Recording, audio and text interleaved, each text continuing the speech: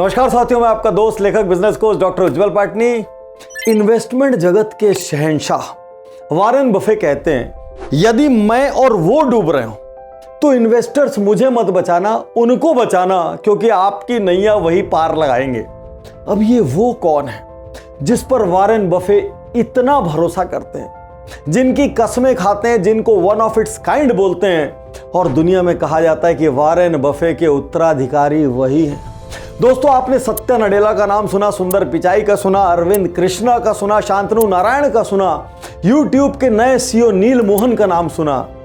ये एक ऐसे शख्स हैं जिनका नाम ज्यादा लाइट में नहीं है, लेकिन ये दुनिया के सबसे पावरफुल एग्जीक्यूटिव्स में से एक हैं और इनकी एक उंगली हिलाने से शेयर्स ऊपर और नीचे चले जाते हैं। और गर्व से कहता हूं, ये भी एक भारतीय है।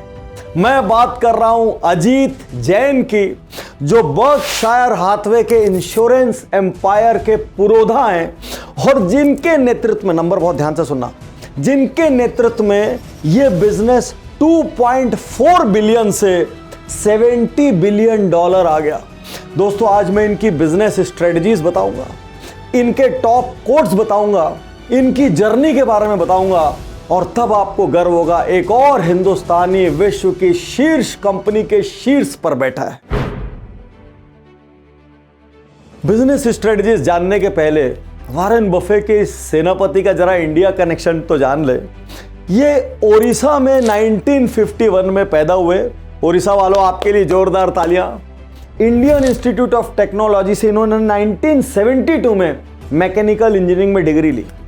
इंडिया में ही रहे। 1978 तक आईबीएम में एक प्रोजेक्ट मैनेजर के रूप में काम किया।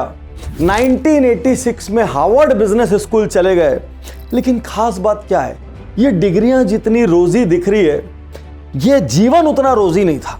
शुरुआत में अपनी पसंद का जॉब पाने के पहले 100 कंपनीज से रिजेक्ट किए गए, 1, 2, 10, 20 नहीं, 100 कंपनीज। और फाइनली मैकेंसी एंड कंपनी में इनको जॉब मिला, जहां इन्होंने काफी साल काम किया। लेकिन यहां से इनको वॉरेन बफे कैसे ले गए? क्या वॉरेन बफे को भी इनसे मिन्नतें करनी पड़ी? ये सब इंटरेस्टिंग स्टोरीज मैं इस वीडियो में शेयर करूंगा, बने रहना। यदि ये शो आप तक किसी के माध्यम से पहुंचा है तो उज्जवल पाटनी यूट्यूब चैनल को सब्सक्राइब कर लें। सब्सक्राइब कर लिया तो भाई बेल आइकन दबा देना, नहीं तो यूट्यूब का नोटिफिकेशन नहीं आएगा। और मैं आपसे यकीन से कहता हूं, एक दिन में एक केस स्टडी भी देखेंगे, 400 से ज्यादा है। लाइफ और बिजनेस के लिए कोई और एजुकेशन की आपको जरूरत नहीं पड़ेगी। आगे बढ़ने के पहले अजीत जैन जी की कुछ इंटरेस्टिंग स्टोरीज आपको सुनाता हूं। यदि किसी के पास वॉरेन बफे जाए और बोले आओ मेरी कंपनी में जॉब कर लो, तो सामने वाला लेट जाएगा, बोलो प्रभु कब ज्वाइन करूं।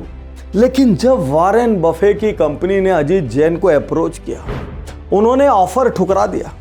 एक बार नहीं, मल्टीपल बार अप्रोच किया, वो ठुकराते रहे। लेकिन बफे को भी इनको पता था कि क्या टैलेंट है अजीत जैन में। वो परसिस्ट करते रहे, डटे रहे, और फाइनली अजीत जैन उनसे मीटिंग को तैयार हुए। देखो, यहां पे खेल पलट गया है। अजीत जैन यहां पर अड़े रहे, बफे उनको मनाते रहे, और जब उनकी मीटिंग हुई, मीटिंग भी एक राउंड की नहीं, मल्टीपल कन्वर्सेशंस के बाद अजीत जैन को लगा हाँ, बर्कशायर हाथवे में काम करना चाहिए, और उन्होंने 1986 में उसको ज्वाइन किया। तो कोई व्यक्ति वॉरेन बफे को भी वेटिंग में रख सकता है। वाह भाई, वाह भाई। अजीत जैन की ऐसी क्या बिजनेस स्ट्रेटजीज हैं जिनकी वजह से वॉरेन बफे उन पर जान छिड़कते हैं और लोग कहते हैं बर्कशायर के यही वारिस होंगे।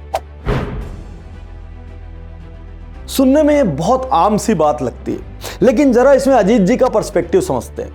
वो कहते हैं आप जितने भी निर्णय अपने व्यापार में लेते हैं, उनके सेंटर में कस्टमर होना चाहिए कि कस्टमर उस निर्णय की वजह से कैसा महसूस करेगा। क्या कस्टमर उस निर्णय की वजह से जीत रहा है? क्या कस्टमर उस निर्णय की वजह से आपको रिकमेंड करेगा? क्या कस्टमर के साथ उस निर्णय की वजह से कॉन्फ्लिक्ट बहुत कम होंगे? क्या कस्टमर उस निर्णय लेने की वजह से डिलाइट होकर आपके यहां से जाएगा?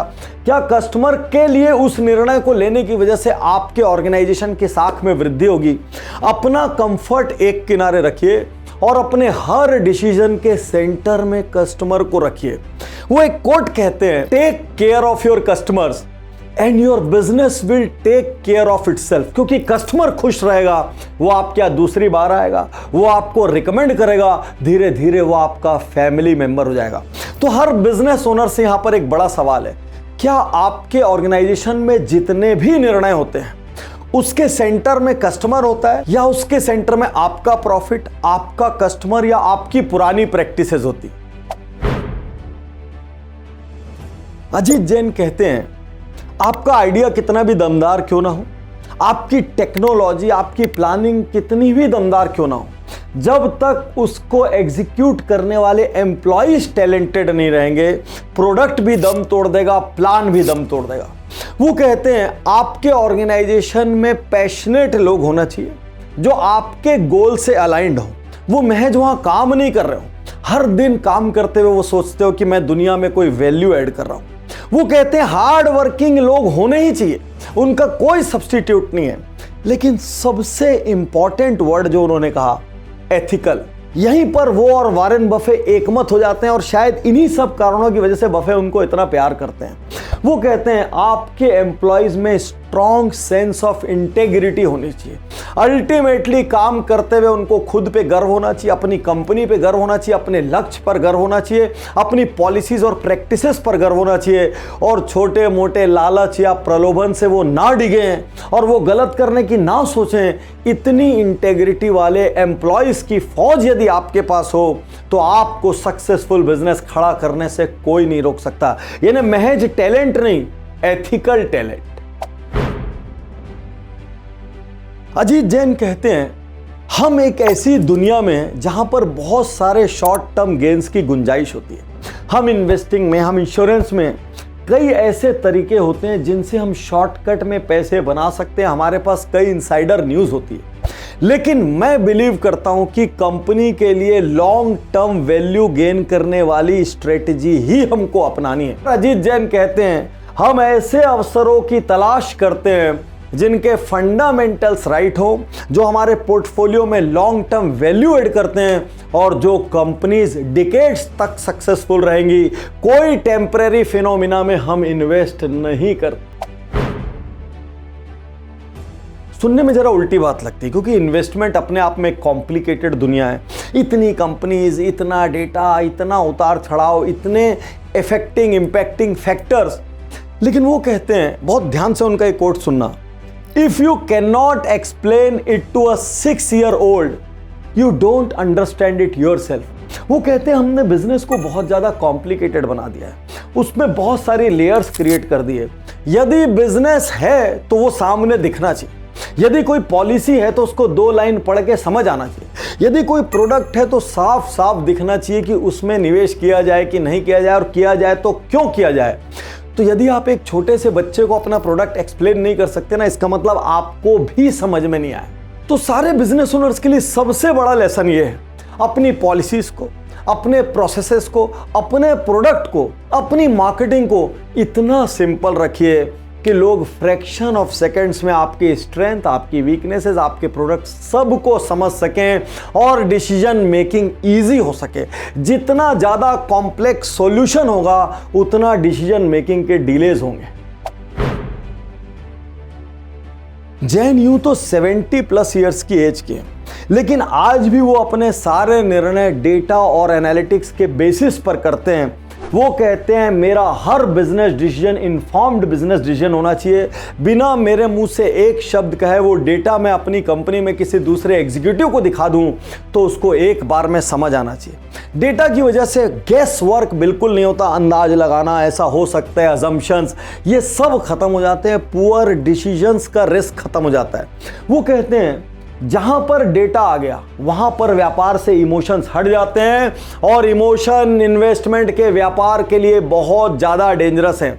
आप उज्ज्वल पाटनी यूट्यूब चैनल पर जितनी भी स्टॉक मार्केट की प्लेलिस्ट के वीडियोस देखेंगे, आप पाएंगे हर जगह हमने लिखा है कि स्टॉक मार्केट में इन्वेस्ट करना हो तो अपने इमोशंस को एक किनारे रखो। तो उनका एक कोट है यहाँ पर, it is better to be approximately right than precisely wrong. कई बार आप पूरी तरीके से गलत होते हैं, फिर भी आपका इमोशनल अटैचमेंट एक कंपनी के प्रति, एक फाउंडर के प्रति, एक बिजनेस कैटेगरी के प्रति, एक देश के प्रति, किसी हाइप के प्रति, मार्केटिंग के प्रति हो जाता है।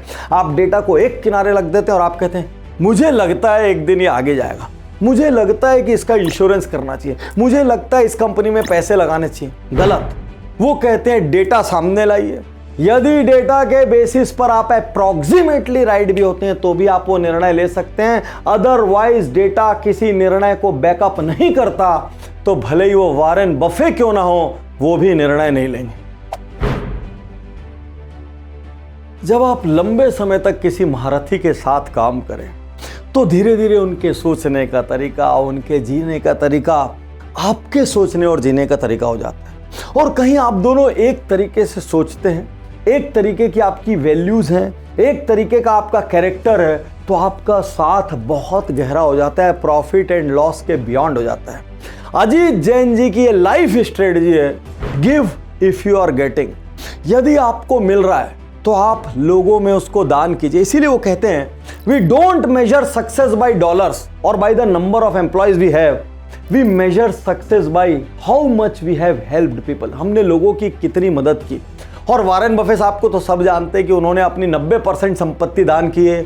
अजीत जैन जी भी पीछे नहीं है, इन्होंने भी ह्यूज डोनेशंस हॉस्पिटल्स को दिए, यूनिवर्सिटीज को दिए, मेडिकल हेल्थ केयर के लिए दिए, और ये भी उसी तरीके के डोनर हैं। खुद की नेटवर्थ $2 बिलियन से ज्यादा है। अमेरिका के सबसे पावरफुल एग्जीक्यूटिव्स में से एक हैं और उन एग्जीक्यूटिव्स में सबसे बड़े दानियों में से भी एक है। दोस्तों, आज एक केस स्टडी रिकॉर्ड करते हुए मैं आनंद से भरा हुआ हूं, क्योंकि हम एक ऐसे भारतीय को सामने लेकर आए जो चाहे तो दुनिया में बहुत सारी कंपनीज की सांसें रोक दे अपने निर्णयों से, लेकिन आज भी वो सिंपल, डाउन टू अर्थ, पर्दे के पीछे से दुनिया के सबसे बड़े इन्वेस्टमेंट अंपायर का संचालन कर रहे हैं। आपको इस पूरी केस स्टडी में सबसे अच्छा हिस्सा कौन सा लगा? अजीत जैन जी की किस बिजनेस स्ट्रेटजी ने आपको प्रभावित किया? और क्या आप अजीत जैन जी को पहले से जानते थे? उज्जवल पाटनी यूट्यूब चैनल के कमेंट बॉक्स में आकर अपना कमेंट जरूर लिखें। और यदि कोई ऐसा नाम हो ना जो आपके ध्यान में हो लेकिन हमारी बायोग्राफीज की सुपर रिच लिस्ट से मिस हुआ हो, जरूर से जरूर लिखिए, हम आपके लिए बनाएंगे। शुक्रिया, धन्यवाद, थैंक यू।